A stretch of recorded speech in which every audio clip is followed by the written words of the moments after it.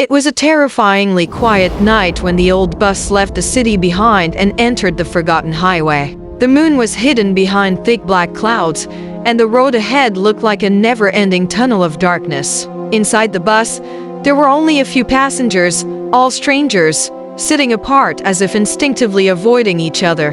The air felt heavy, uncomfortable, as though something unseen was traveling with them. The driver hadn't spoken a single word since the journey began, his face pale and tense, his eyes fixed on the road with unnatural focus. As soon as the bus crossed into the forest area, every mobile phone lost signal at the same time, leaving the passengers completely cut off from the world. Minutes later, the bus lights flickered violently and went out, plunging everyone into pitch-black darkness. Panic rose instantly, hearts pounding, breaths trapped in throats. Just as suddenly, the lights returned. In the uneasy silence that followed, an old woman sitting at the back spoke in a low, trembling voice. She warned that this road was cursed at night, that no one should travel it after midnight. A young man tried to laugh it off, mocking her words as superstition, but his voice shook.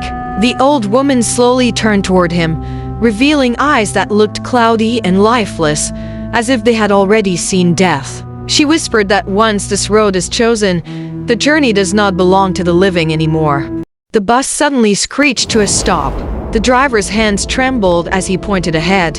In the glow of the headlights stood a tall, unnatural figure blocking the road.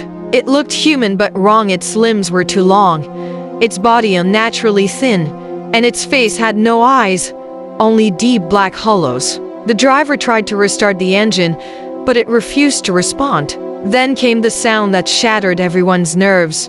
Slow, heavy knocking from the back door of the bus. Each knock echoed like a heartbeat, growing louder and closer. Without anyone touching it, the back door creaked open, and a freezing wind rushed inside, carrying the stench of wet soil and decay. The shadow entered the bus, and darkness seemed to follow it like a living thing. Lights burst, sparks flew, and screams filled the air. One passenger was pulled from their seat by invisible hands and vanished into the darkness without leaving a trace. Another tried to run, only to be dragged screaming down the aisle. The young man who had laughed earlier collapsed in terror, begging for mercy, but the shadow leaned close, and he disappeared mid-scream.